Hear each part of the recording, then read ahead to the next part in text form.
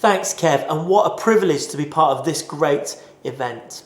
Like many of you, we have been thinking and praying about how to help our children and teenagers gather together meaningfully again after what's been a really tough lockdown season. Our young people have missed out on the friendships and fun that they have when we gather, and our team would love to get them back in the room together as soon as possible. Although, like many of you, we still do need to navigate the various practical challenges. But many of us who are parents have felt deeply concerned about our kids and how they're doing in the lockdown period. Maybe we're worried about their lack of motivation, about the effects of so much screen time, about how they've missed out on relationships, and about the impact that all of this has had on their faith. These are very real worries. Now, just before Easter, we were on yet another Zoom call with some of our leaders, and several who are also parents were voicing some of these very real concerns, and we started to pray for our kids. One of our leaders, Adam, shared something which was really impactful to us. He reminded us about the words of the dedication service we use in our church when we celebrate the arrival of a new child. Perhaps you do something similar. The parents give thanks for such a precious gift, dedicating themselves to raising him or her with the support of family and friends. They promise to set an example of faith and love in Jesus, trusting that the child will come to love God themselves in time and know how much God loves them. As parents, we and many of us have committed to trust God with our children right from birth. And that still holds true, even in the unexpected challenges of a pandemic. God loves our kids even more than we do, and we have to trust he's got hold of them. And if you're a parent who's struggled with this in the past year, I just want to encourage you, keep bringing your children back to God in prayer. But there's one more essential part of that dedication service, because after the parents have made their vows, in our church, the gathered congregation also makes a vow in the form of a prayer to encourage the child and their family as they grow. We, the church community, pledge to support this family in the task of raising their child, and we specifically ask God to help us draw the child into relationship with Jesus through our own example and through our love. When it comes to raising a child in the faith, we are all involved.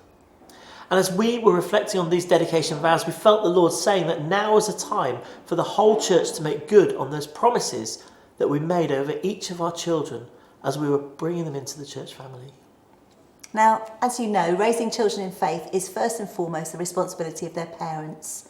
The immediate family is the place where grown-ups pass on the stories of Jesus and teach their children habits and practices to help them to relate to God themselves. But the wider church has a crucial role to play too. The most common word for family used in the Old Testament is not the immediate family, but much more associated with a wider sense of clan or extended family or tribe or community, or what we might call the church. We are a gathering of multiple generations united together with a common cause, and everyone has a responsibility to communicate their faith to the children and young people of our tribe. In the words of the proverb that this event is named after, it really does take a village to raise a child. And throughout the Old Testament, we see that every member of the tribe recognised that it was their responsibility to communicate the faith of the tribe to the children of the tribe. And over time, perhaps particular teachers were appointed to train the kids, but the emphasis on the whole community having some input into the child's life was never lost. And the truth is that in our churches, whether we choose to get involved directly with children or not, every member of our church is communicating their faith to the next generation. That's true. Whether or not we're aware of it, all of us are passing on something through our attitudes, our passions, our commitments, the way we worship, the way we respond to others, be that positive or negative. Whatever's going on, they notice. You know, a number of years ago, we had an event at our church and we invited a worship leader from a different church to come and lead worship. We had a great day together, and in the evening he came home to have dinner with us. After dinner I had to go out, and I wasn't very careful and hadn't noticed how he'd parked his car, and I reversed off the drive and into his car. And I ran into the house, and I was really embarrassed and covered with distress and confusion, and said, "I'm so sorry. I've just reversed into your car. Come and look at it. We can sort it all out." And the guy didn't even get up from his seat. He just said, "Please don't worry about it. It's going to be absolutely fine." Now, after the event, one of my children came and said, "Mummy, you could tell he was a worship leader by the way he responded to you."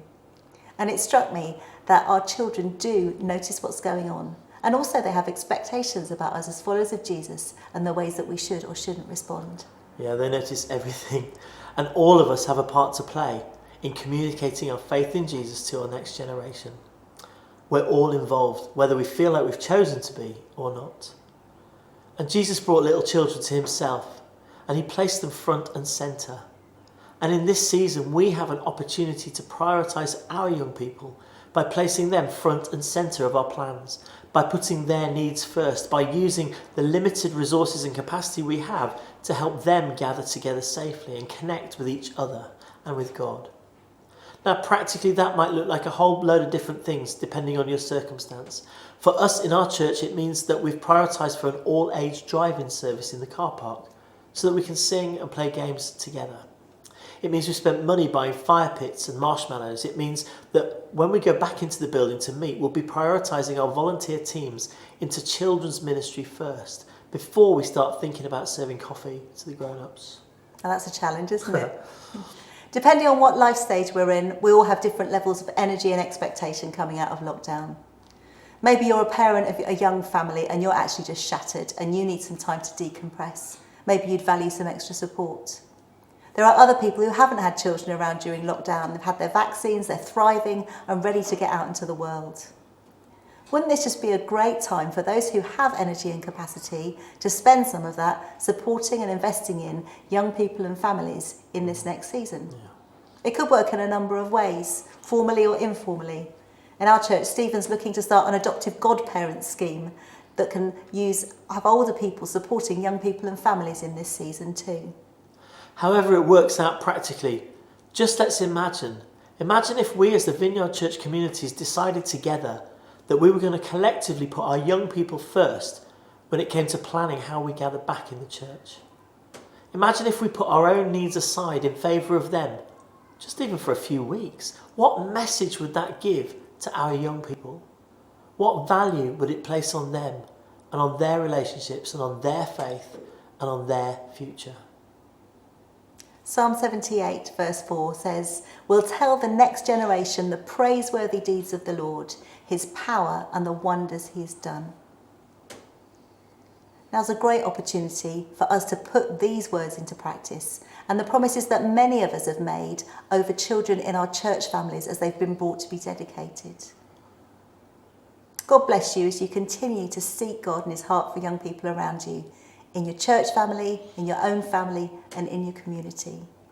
Be encouraged and inspired to invest in the next generation. Thanks for letting us be part of your evening, and over to Katie.